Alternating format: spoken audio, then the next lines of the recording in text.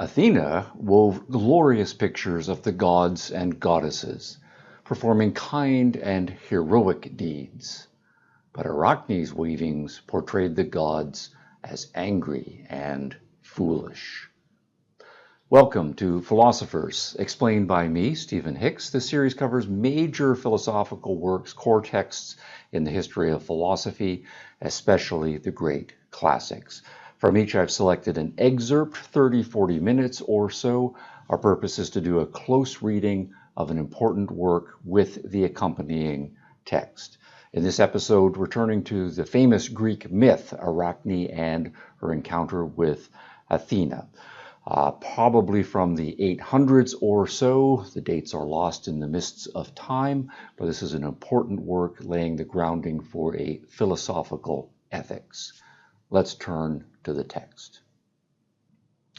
This is a charming story, and as with most Greek myths, philosophically rich. I want to start with a read-through of the story. It's relatively brief, and then we'll turn to my highlighted version to pull out the philosophically charged questions and issues. So here's the story of Arachne and Athena. Arachne was a beautiful young woman and the most wonderful weaver. People traveled great distances to see her work at her loom.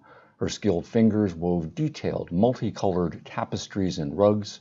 Her skill was truly a work of art, and people paid large amounts of money for her creations. Eventually, all of the attention went to her head. Arachne started to brag and became boastful of her talents. "Athena, the great goddess, has given you an amazing gift, Arachne," the villagers would say. This comment made Arachne angry. "Athena did no such thing. I taught myself to weave. No one can weave as well as I, not even Athena, who invented weaving." Athena, the goddess of wisdom, watched the boastful Arachne from her throne high on Mount Olympus. One day she decided that she'd had enough of Arachne. Athena disguised herself as an old woman and went to visit Arachne. "I hear that Athena has given you a great gift, the skill of weaving," said the old woman. "I am the best weaver, but Athena has nothing to do with how good I am. Her skill is no match for mine," stated Arachne. "You are a talented weaver, Arachne, but you are a foolish girl. You should ask Athena for forgiveness," the old lady said, becoming angry. "What? Ask for forgiveness? You are the foolish one. I am telling the truth, and if Athena is offended by my claims, she is more than welcome to pay me a visit. I would be more than willing to show her what real weaving looks like. I know that she could learn a thing or two from me," Arachne said confidently. With that, the old woman filled with rage, and in the blink of an eye transformed back into the magnificent goddess, Athena. All of the village people gathered around the powerful goddess and fell to their knees to honor her. All of the people except Arachne, for she seemed unimpressed by Athena's presence. "You think that you are better than I, Arachne? Well, let the competition begin." Droves gathered to watch the weaving contest. Arachne and Athena both began to weave. Their fingers moved fluidly across the colorful threads. Athena wove glorious pictures of the gods and goddesses performing kind and heroic deeds. They were the most beautiful images the mere mortals had ever seen. Arachne's weavings were also gorgeous and perfectly constructed. Her cloths were also the images of gods, but they portrayed them as angry and foolish. Athena was enraged when she saw how Arachne had depicted the gods. She was even more infuriated when she realized that her own skill was only marginally better than Arachne's. "You are too boastful and rude, Arachne. How dare you make fun of the gods?" Athena, beside herself, ripped Arachne's weavings to shreds. Then she grabbed a stick and hit the girl repeatedly with it. At that moment, Arachne ran from Athena. "Oh no, you won't run from me," Athena shouted. "I will make sure that you, your children, and your children's children suffer." She magically altered Arachne. Arachne began to shrink until her body was a small black bead. She sprouted 8 hairs and grew black hair. Arachne became the world's first spider. She scurried to the highest place she could find and began weaving a web. Now you will be able to weave all day long, Athena said proudly. But from now on, no one will care about your talents. In fact, your delicate woven webs will be destroyed when people see them. So, a charming story to my ear and mind, and I like to imagine Greek parents and their children many millennia ago going over this story as a bedtime story, parents tucking their little boys and girls into bed. And as though with Greek myths, and particularly the stories that come down to us, there's a moral to the story, or many morals to the story, and they probe central issues of the question. We can imagine, of course, some child asking a parent, where do spiders come from? And perhaps a little bit fearful of a spider lurking somewhere in their room, and a creative parent coming up with the Arachne myth. But on the basis of that, it has had staying power and come down to us these millennia now later. So why in Philosophers series do I have this story? And one of the interesting issues about Greek culture is why, of all of the thousands and thousands of cultures all over the world and across many, many millennia, why were the Greeks the first to start doing philosophy? And standard histories of philosophy do credit the Greeks with being the first systematic philosophers. And one of the explanations says that it has something to do with Greek religion. Religion, of course, is a kind of philosophy, asking all of the important questions that we human beings put to ourselves. Where do we come from? What's the nature of the universe? What is it to live the good life? And so on.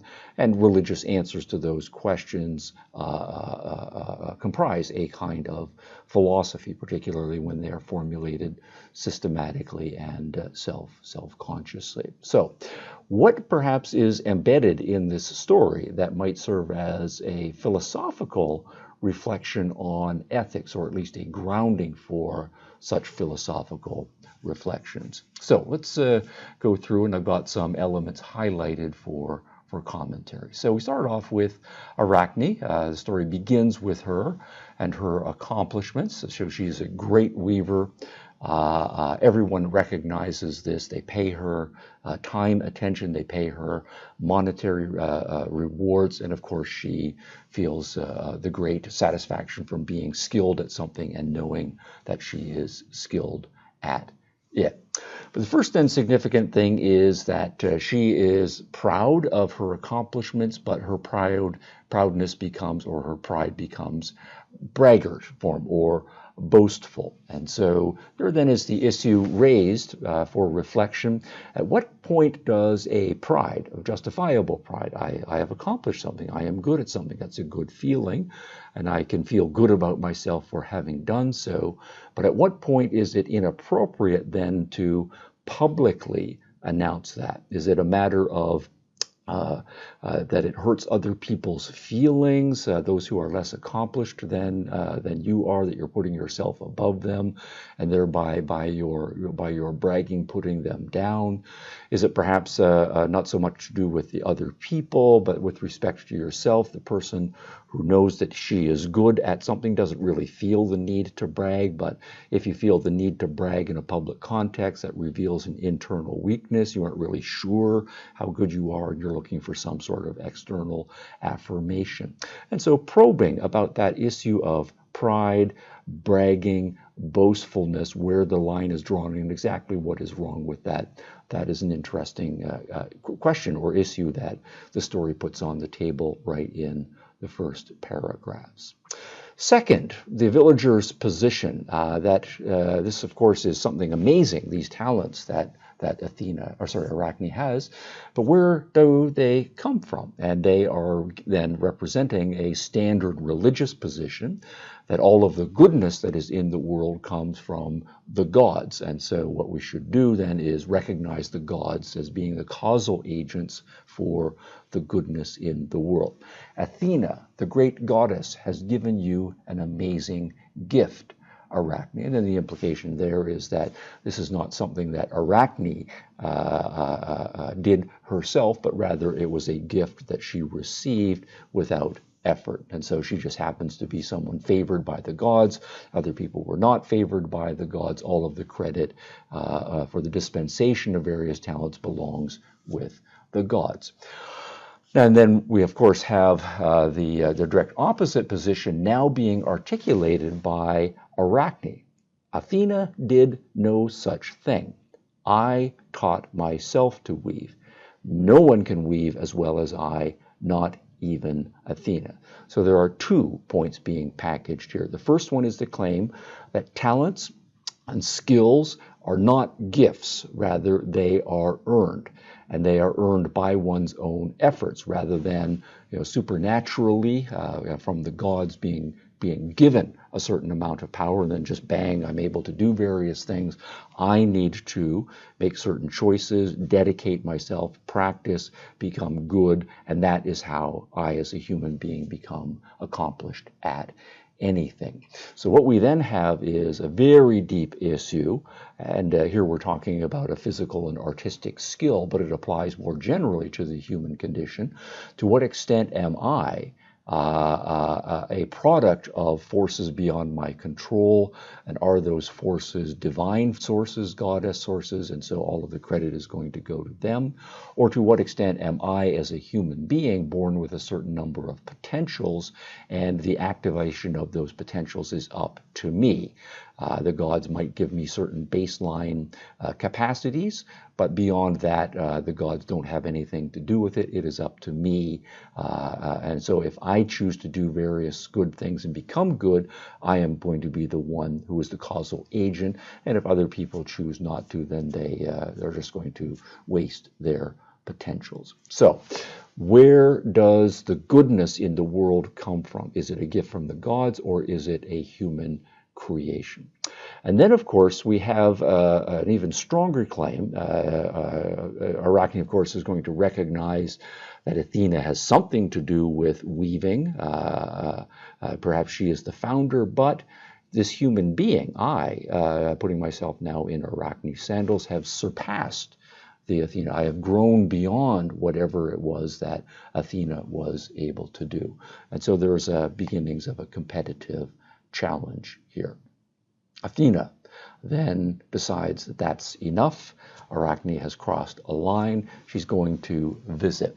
But then there's an interesting point here that Athena disguises herself because she wants, obviously, to put to the test Arachne, gather some information, see how far she will go. And there's a question about why she is doing this in disguise. And of course, we might say, she's a goddess. If she wants to get some information, just go and say, hey, Arachne, what do you really think here? Why are you saying this? Of course, it might be that the disguise is necessary, she thinks, because if she shows up in all of her goddess splendor, Athena is not going to get the kind of answers. People tend to defer to people in authority and tell them what they want to hear, or out of their fear, they're not able to stand up and state what they really think. So there is an interesting issue, though, about the disguise, about the deception, whether there possibly there's a little entrapment that is going on, and so a question about honesty is being raised with respect to the gods, and that's an interesting ethics point philosophically. But then Arachne stands her ground. She's quite a forceful young woman, and even when she's confronted by another person pushing her on this point, she says, I am the best weaver. Athena has nothing to do with how good I am. Her skill is no match for mine. And so both of those points are repeated. And so we get that Arachne is quite firm in her sense. Of course, Athena, now in disguise as the old lady, becomes even more angry. She's hearing these things to her face, so to speak, even though her face is disguised. And so once again, Arachne issues a kind of challenge. This is too much for Athena. She blows away her disguise and presents herself to Arachne as Athena, and not only Athena, a goddess, but an angry goddess.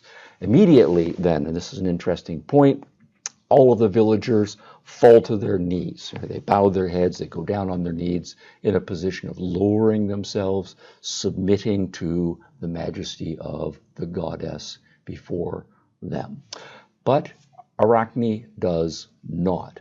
And now what we have again is another interesting contrast between many traditional religions, perhaps most traditional religions, about this issue of the status and relationship between the gods and human beings. The gods are great along various dimensions. How properly should human beings express their reaction to the greatness of the gods? Should it be that the human beings should lower themselves when they are in the presence of the gods, thereby elevating even more the majesty of the gods, or showing their submission and unworthiness perhaps to be fully erect in the presence of the gods or not? And of course, many traditional religions will argue that. You don't look the gods in the eye, you bow your head, you go down on your knees, perhaps you lay on your belly and press your face and forehead into the dirt of the floor. That's how human beings should face the gods. But what we get in the case of Arachne is a woman who is a human being and proud of herself as a human being, and recognizing, of course, that the gods might be more powerful and majestic along certain dimensions, but that's not going to diminish my status as a human being, even in the presence of a God. So she stands tall, she stands proudly, and she speaks directly to Athena. Okay, so should a proper religious attitude toward the gods be humans lowering themselves and submitting and perhaps even abasing themselves? Or should it be that we human beings are as great as we are, and yes, perhaps the gods are greater, but we're not going to lessen our understanding of human beings. We're going to perhaps even to aspire to be more godlike rather than to go in the opposite direction and not even imagine that we could possibly stand up in the presence of the gods. So, competition. Now, what is interesting here is that there is a competition. In this version, Arachne is issuing a challenge. And the idea that you would issue a challenge to the gods, another challenge to many traditional religions. How dare you challenge the gods? And of course, in this case, the goddess accepts the challenge. She deigns, and perhaps there's an element of condescension here, to compete with a mere human being. From the perspective of many traditional religions, that's just unimaginable. But it's interesting from the perspective of this Greek religion that it is conceivable, right? That perhaps by analogy, this is like siblings. You have the older, I'll switch to the male example, since I remember my brother and I, you'll have one male teenager and another male teenager. One's a little bit older and one's a little bit younger. And nonetheless, they will have competitions and challenges with respect to each other. The younger brother, for example, knows that the older brother is wiser, smarter, has more experience, physically more powerful, and so on, but will challenge the older brother, and the older brother will accept the challenges. There's not that great gulf between the two of them, such that you are beneath my dignity, and I couldn't possibly accept to compete with a lowly person like yourself. But there is an interesting then issue about if we extend this family example to how, say, even with greater distance, parents are going to relate to their children. So children are born, of course, the parents are more powerful in many dimensions with respect to the children, but the children grow up. Do the children aspire to the level of their parents and perhaps even to surpass their parents? And is that something that we think of as healthy in young children, to want to to at least arise to the level of their parents, and if their ambition to encourage their ambition rather to become even more accomplished than the parents. And that would be a question for philosophical parenting ethics. And of course, the other position would be to say, and we do know that many parents go down this road: I am the parent, I am up here, you, the child, are down here. How dare you think that you can challenge me or aspire to be as great? And in some cases, the parents are undercutting the children's capacity, and they don't want really in their heart of hearts for their children rather, to grow up to their level, much less to surpass them. And that is a different kind of ethic at work. So if we transpose that back to the domain of religion, humans and the gods, this idea that there can be competitions between humans and the gods, and that we are open to that, and open even to the possibility that the human can make a good go of it, that is radical and revolutionary in traditional religions. So the competition begins. Great excitement. Of course, we all love a good competition. Athena is weaving glorious pictures of the gods and goddesses performing kind and heroic deeds. Okay, so the gods do a lot of good things, and the gods do perform some heroic things. And so perhaps we can say Athena is justifiably rather proud of what her fellow gods and goddesses have accomplished. And of course, we might say there's an element of self-congratulatoryism here. I'm a god, or one of the gods, and so I'm only going to portray myself in a good light. And that suggestion is immediately picked up on by contrasting to Athena's portrayals. They also were gorgeous, very well done, but she chooses to portray the gods as angry and as foolish.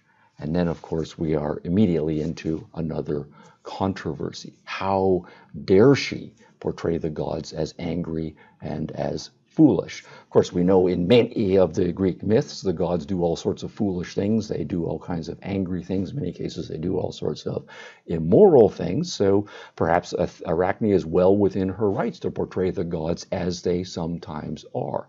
But it does also, of course, speak to the nature of her challenge. With Athena right there, Arachne is willing to say, look, you gods are sometimes not to be admired. In fact, in some cases, you gods are doing ridiculous things, and you deserve to be ridiculed for it. And that, of course, takes a great deal of strength to speak truth to power, the way we sometimes put it. And so that's speaking to Arachne's moral character, and raises the question of virtue. Is she courageous in doing so?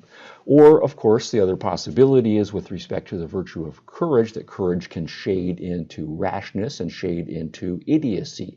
If you are in any sort of a confrontation against a superior force in various dimensions, well, you don't poke the bear, so to speak. You don't insult someone who can seriously do damage. And so maybe she's being courageous, but courageous in the over the line sense, shading into something that is a lack of prudence. And so where exactly would that line be drawn? We want people who are going to stand up to their superiors in some respects, even when their superiors are in the wrong, but we don't also want to recommend that they do so in a stupid and self-destructive fashion. And then, of course, Athena is enraged, right? How dare you depict the gods in this fashion? And how dare you, a lowly human, depict the gods in such a fashion? How presumptuous are you for doing so? But then, of course, there's the other element that's added here. It's not only the content, it's the skill that is exhibited. The contest seems to be much closer than Athena thought it was going to be, and she's taken aback that her skill is not as superior to Athena's as she perhaps thought. And this does then raise a very interesting question for ethics about the values and the degree of our ambition. And again, we do know many religions will emphasize the badness, the weakness, the lowliness of human beings as well. But what we get here is a suggestion that human beings can become godlike. Not necessarily that they can become gods themselves, but they can become pretty close to that if they dedicate themselves.